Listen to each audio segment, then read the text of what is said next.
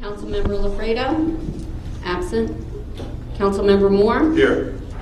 Councilmember Quinn. Here. Deputy Mayor Henderson. Here. Mayor Campbell. Here.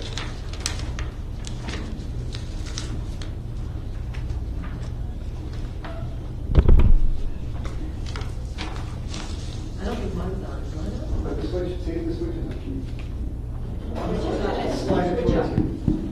It's up.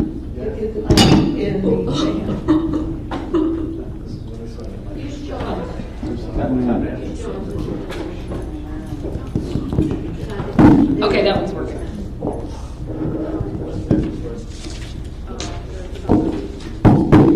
Now, I'm just gonna use I was this one. just in Neptune's council room and they have all of those microphones up. It was a real nice system. Okay, Madam Clerk, ready, City Council, Okay. for your pleasure, we have Tom Gilmore this evening talking about special event applications.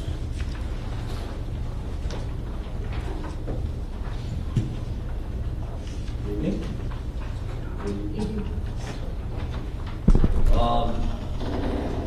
We have a couple special events applications here. First two are ones that we've done forever. The first one is the Columbus Day reenactment. I'll go to that. Okay, the other one is the Asbury Park Homecoming Parade, which I believe actually last year was the first year that we did it, and we're going to do it again. It's very successful. We just changed the route to make it a little more safe for kids. We'll start at City Hall, go down, I believe we're going to go down Banks, and then to Grand, and then down Grand to 6th Avenue, and then come across and back to High School. They wanted to go on Main Street, and they still that was a little late, too much. Any questions about that? Yeah, is there a reason the route is as short as it is? Excuse me? Is there a reason the route is as short as it is? The route, I'm not if I say It's long, route. it's just as long as it was. Okay, but I'm saying, it's how many blocks is that? And here's what I'm really getting to. Is there any reason why parts of the parade is not on the west side of the tracks? That's what I'm really getting to. Well, I don't know that. Did they come up with the? Yeah, they came up with the route. They wanted to go down Main Street, and we just moved them to Grand because it's a little safer. Okay. That's actually the same route we used today. Okay. We have a couple new events here. One is this Norvo Morgus one. It's actually a corporate meeting. It's taking a corporate training. It's taking place. They want to use our beach for some of the team building activities. We did this. All good. Any questions on that? The Asbury Park Harvest Festival, Make a Difference Day. That's an application for everybody, neighbors to begin to launch their new garden activities. They're going to take place at the Springwood Center. You may have read in the paper, they're going to start growing produce there and also create a greenhouse. Pretty exciting initiative, and they want to use the new park to launch that. That's sort of the kickoff. We have some produce vendors there. Is it from 10 to 5? Excuse me? Is it all day 10 to 5? Yes. Any questions on that? The last special events application is an event called Day of Unity, which is a rally event that will take place October 11th. Actually, the event's changed since the application's been submitted. The approved time now is 1 p.m. to 4 p.m., which ties into a gospel concert that's going to take place at the Paramount Theater. So basically, the rally will happen. There was originally going to be a march. There is no march right now. They're just going to use Bradley Park for the rally. Once the rally's over, then people will filter into the gospel concert, which is a free concert at the Paramount Theater. Pretty nice campaign kickoff, huh? No comment. Oh, you don't have to comment. No comment. But at least there's no marching, you're gonna be in the park. Yes. Yeah. So it's contained in one area and Yeah. or, Go ahead. Yeah, no, I appreciate we're getting the fees on the back, and it says collected $50 and they owe whatever, so we'll get that money before the event. Yes. Okay. The additional fees will be park rental fee, and they're going to actually use the city float. Right, and not just that, all the events, so whatever's collected, but the rest of That's the rest of the money will be collected or else the event is canceled. That's correct. Okay, And the applicants know that. all right, thank you. The next item is a request for a city date by St. Jude's Children's Hospital. They have, I want to reserve Madison Marquette, they actually mean convention halls, but they mean on that. They're having a march this year, which is a very prestigious march. As you may know, it's a national march. It takes place throughout the United States. We have the New Jersey location this year, which is wonderful. They'll bring a lot of people in. So they've actually expanded the event. They want to use convention hall. They have permission from Madison Marquette to use that. So they like to use one of our dates, which I would recommend. And then the last one was a wedding. In October. In October, we have a couple of October weddings. They're just very popular. Where do you go? Yeah. Over and down. Well, good. Yep. Okay, thank you very much.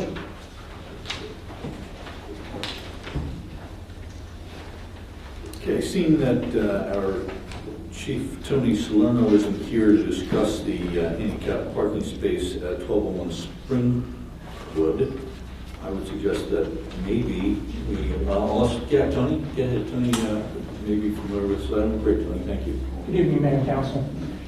We are asking for a handicap parking space to be located on the northwest corner of Springwood and Atkins, right outside of Springwood Center, all right, 1201 Springwood.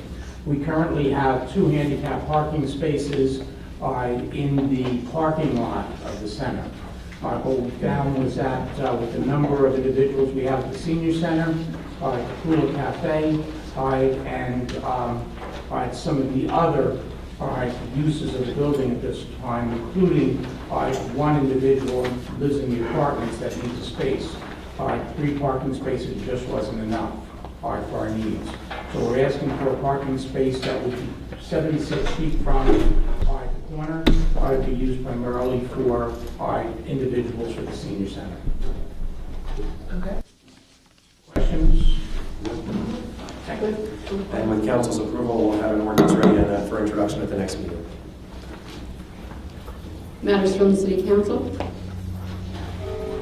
Councilman Moore? Yeah, just to follow up from the meeting 2 weeks ago, people asked about the CCTV cameras and the warranties and a little bit of research I did. October 2012 from the company 911 Security Cameras Incorporated, the city spent close to $100,000. The hardware was guaranteed for 3 years, and there was a 1-year warranty on labor and support. Now, I just got this late this afternoon, haven't had time to talk to Jack, and this is pre-Jack, but I remember meeting with the county sheriff, I'm going to say either last September or last October, and he told us 50% of our cameras were down. We didn't find that out from our police chief, we didn't find that out from the city manager, we found out that from the county sheriff. And according to this, they were still under warranty. So if you, maybe all these cameras are working and the other ones aren't. So if you could just look into that, I appreciate it. Very good. Thank you. That's why, thank you. Okay, I'll be quick. Just real quick, Wesley Lake Commission met. We had a great meeting last night. We had a large turnout, public presence, and a lot of that had to do with the pondweed that is showing up on the lake. And I think we've come up with the help of the public some good solutions. A lot of the concerns were not just from Asbury Park, but from Ocean Grove also. And 2 weeks ago, the commission did receive a permit and did treat the lake for the pondweed as they did Sunset Lake. And you'll notice Sunset Lake is beginning to look a lot better because of some steps that Public Works has taken in addition to the treatment of the weeds. But because of the weeds and because the weeds are collecting the trash, you will see what usually occurs is the outfalls, the baskets, they overflow, the trash then flows down to the east end where it then is stopped, and it is, our public works, both Neptune and Asbury, do a clean out and keep that going. What's happened is the trash is getting caught in the weeds and we cannot reach them, especially in the middle, and we're not sending anybody out on any boats to reach them. So we do get what we can along the sides, but it looks horrendous. So we treated the weeds. We decided that, one, we need to do a better job in educating the public about what stormwater management actually is. Everything that is thrown into the gutters or on the sidewalk, which includes everything, especially styrofoam, is a big problem. Cigarette butts, which contrary to popular belief is not biodegradable. Grass cuttings and all that other stuff that is thrown into the street. This all contributes to it. So I think we need to really hammer people that are littering. We need to, again, educate the public. Asbury and Neptune will continue to clean out the outfall baskets and do their best to collect the trash that has been trapped. But again, the weeds have been treated that eventually they will die off, either get loose and go down, or dissipate to the bottom. We're also going to ask the fire department, as they did in Sunset Lake, to use the hoses to actually begin to drive a current and blow and try to get some of that trash out of the weeds, especially in the middle. Jim Henry and Joe in Public Works have also talked about, they bought a pump and they have a 4-inch hose which they used on Sunset Lake, and they'll be doing the same thing on Wesley, and aerators that we will put in there. Also, that's it for Wesley Lake, but we did have a lot of businesses on Lake Avenue also talk about the flooding that occurs there. Wesley Lake's in trouble, needs a lot of work, needs a lot of money. Also, Deal Lake cleanup is this Saturday at 9 a.m. We are all meeting at the boat ramp, and I'm hoping to get a large enough amount of people there so that I can take the group over to Sunset Lake so that we can clean up around Sunset Lake. So if anybody wants to help clean up the lakes and get involved, that's 9 a.m. boat ramp this Saturday. That's it. Great. And speaking of the Wesley Lake Commission, a number of people came to the Environmental Commission talking about the flooding and any sort of kind of comprehensive plan that either Asbury Park, Neptune, the Wesley Lake Commission, and the freeholders, but getting all the players in the room to start coming up with something to do something about that lake. And then I just wanted to ensure that we're do we have anybody kind of being vigilant about any grants that come online regarding work that can be done to Wesley Lake? Like, is Joe on top of that? We actually have a member of the commission. I think this one's working. All right. And we have a member of the commission, T. Luzinski, who must drop off and deliver, I don't know how many grant applications, possible grants to the commission. And we do apply for some of them. They're very difficult to get. A 319 grant, H grant that Deal Lake got, Wesley Lake did not. So it's very, very, very competitive. With the way that the coastal lakes are right now, and the sandy and the damage and everything, they're hard to get. So, and seeing that we lost 40 cars, when you say, does somebody from the commission actually fill out the grant, or do we have? We have filled out grants. You do fill it out. But we did address that issue last night. We did talk about Asbury is the lowest end. Yeah, that's what I Neptune's heard. here, Asbury's here. And the people that also moved there and built there have to realize they're in a hazardous flood area. But we did talk about taking a look at pipes and things like that. And can we team up with maybe with the freeholders in terms of grant, like if a grant comes up, and I have no idea if we can do this, but if a grant comes online, right, the county has many more resources than we do, can we team up with the county and they'll take care of part of the grant or a portion of the grant? We would love to. Okay. Absolutely. The commission has applied for numerous grants and is open to anything that anybody suggests that we could do with this. So the one thing I would say, Jack, is try to get all of these players in a room in the next, couple of weeks, month. Yeah, you should know that we do have some issues right now with Wesley Lake. There is a separation of the pipe, the outflow pipe that is almost in the ocean. There's a concrete, John, what would you call it? Bunker. Concrete bunker with a manhole that we were able to, after a lot of work, able to get the cover off of it and notice there was separation of pipe. Joe and Robert Bianchini discovered that there is quite a bit of built-up sand in that outflow pipe. We contacted the DEP. They've been finding that same problem up and down the coast ever since the shore replenishment happened. That may have contributed to the flooding recently on Lake Ave. That is going to be continuing to be inspected tomorrow, and we are going to diligently use our pumps and hoses in trying to scour that, which is a very large 4-foot outflow pipe to remove any sand. Okay. And what we need is, we need the east wind to stop blowing, because it's been a constant east wind, blowing everything into the pipes, everything into everything. And that's been a big problem with the sand. Leach replenishment killed the flu, and it's now doing the same thing to this. And I should say that we are noting our expenses. We've also advised Neptune and would expect that they share in the costs for trying to scour out the sand that is in the outflow pipe. And would the Army Corps of Engineers be responsible for that as well? Well, we believe they're the responsible party, but right now we need to take immediate action. Okay. My next one, Jack, an OEM meeting before we start feet upon feet of snow, or there's another issue with Wesley Grove, and there's tons of, so we got to get a meeting going. Yep. At least get everybody in the room. Just met yesterday with Kevin Ketty, our OEM director, was out, Garrett Gigerson and Joe Cunha. Joe is back with some FEMA maps. So we discussed having OEM meetings along with identifying to the public where we believe the next flooding problem may occur based on the FEMA maps. So yes, I will announce when those meetings are going to occur at our next meeting.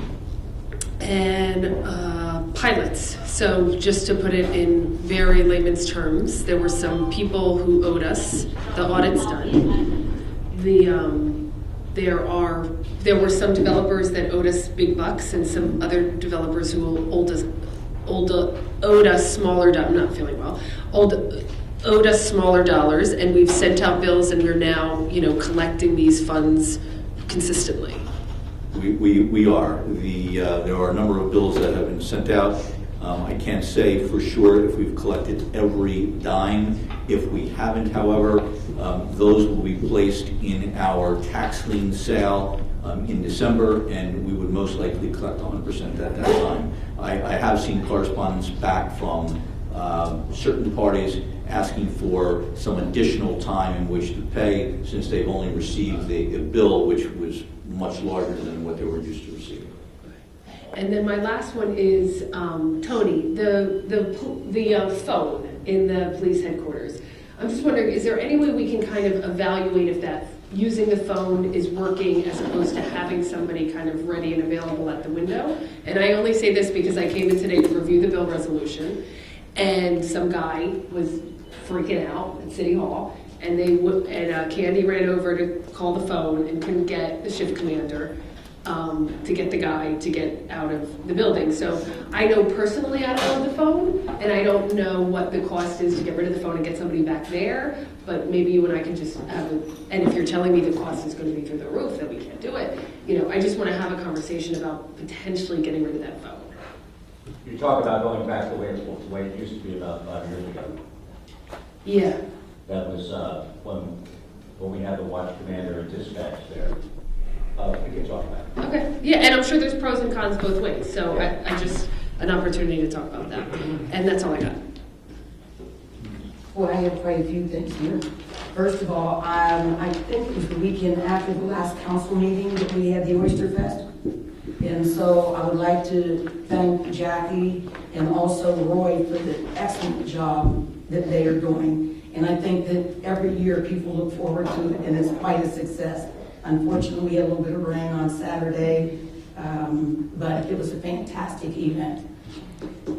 In addition to that, last Wednesday, I believe it was, I went to a code enforcement seminar in Baltimore, came back with a lot of good information as to how we can beef up our code enforcement department. We just happen to be understaffed. And for those that don't know, we're primarily down to 2 people in code enforcement. And so that hampers what we can accomplish a great deal. This month is still September. It is still Hunger Action Month. I just want to mention a few things as far as the food bank in Neptune. There's a call at the food bank for people that want to volunteer. In addition to that, they're looking for people that donors for on a monthly basis. They're in great need of peanut butter and jelly.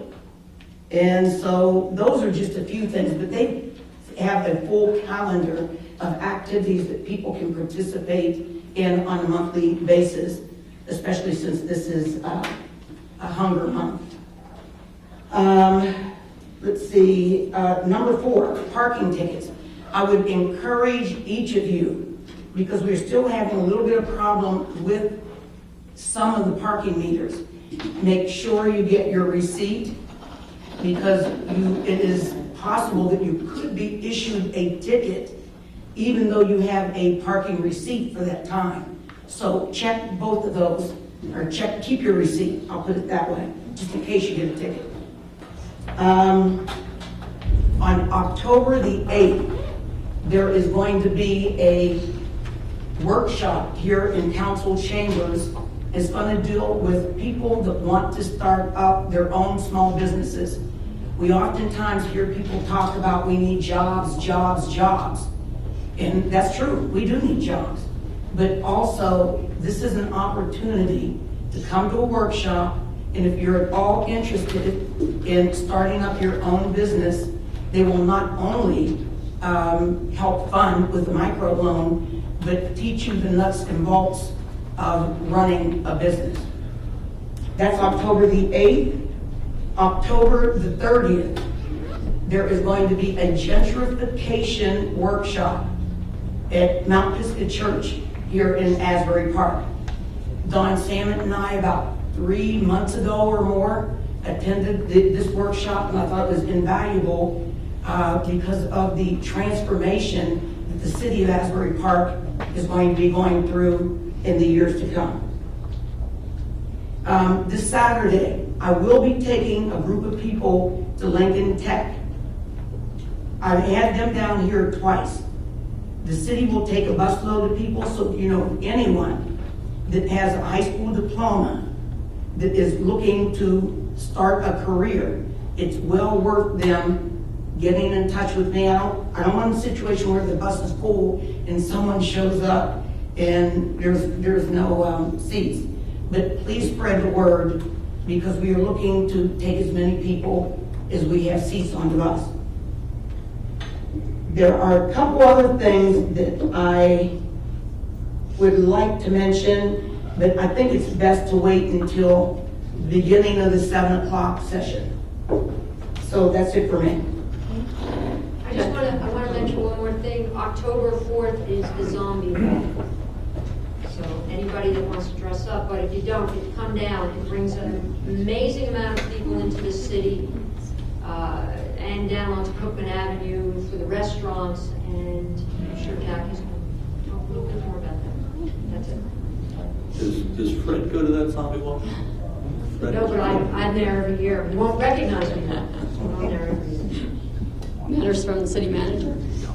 Yes, thank you, Melody. Councilman Moore asked me previously about whenever the city may put out an RFP to discuss it with council. There is the government energy aggregation program for residential properties that the BPU is advocating municipalities should take advantage. I included with your council packet an article about Howell and how Howell just went through aggregating their energy for residential customers. So I will provide City Council some additional information about the program, but what I would like to do is put out an RFP, which basically the city would select a BPU aggregator who would then solicit quotes on the city's behalf for all of its residential customers. And when the program is approved, and the City Council would have to ultimately approve it by ordinance, once the supplier provides a quote, that quote would always have to be below whatever JCP&L charges. Residential customers could opt out, but they would automatically be included in the energy aggregation program. And again, there is no downside because the supplier or the wholesaler that bids through the auction process would always guarantee that the price that they provide residential customers would be lower than whatever JCP&L charges. So it is a beneficial program where some towns have seen as much as a 10% savings on the supply portion of residential property energy bills.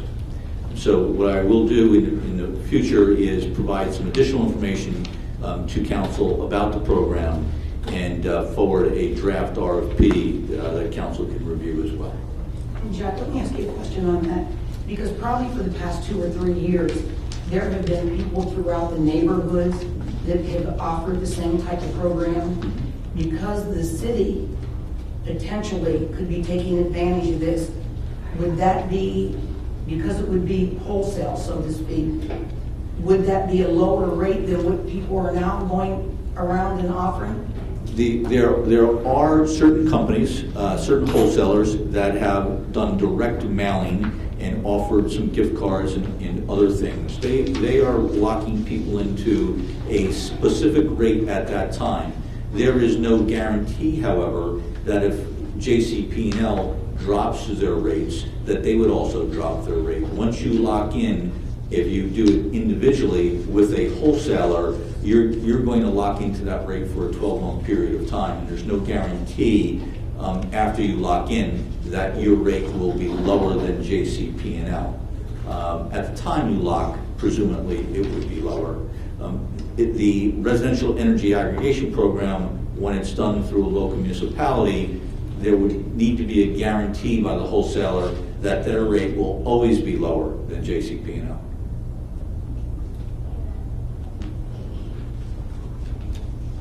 So I think it's advantageous. A number of municipalities are actively moving forward. And again, I provided this news article that Howell just moved forward with it recently. Thank you. That concludes what I have to discuss. Matters from the city attorney. Yes, just one matter. I'd like to let the public know that the council may be taking action this evening to approve a resolution regarding a matter that was discussed earlier during our executive session. The matter authorizes settlement of a workers' compensation claim captioned Michael Polk versus City of Asbury Park. It involves injuries that were suffered by one of our police officers, and it's pursuant to an order entered by Workers' Compensation Judge Eugene Mulvaney. The sum is $11,000, and it was recommended by our attorney from the New Jersey Intergovernmental Insurance Fund, Eric Nemeth, who was with us during this evening's executive session. And that's it, Mayor. Motion to adjourn. Second. All in favor? Aye.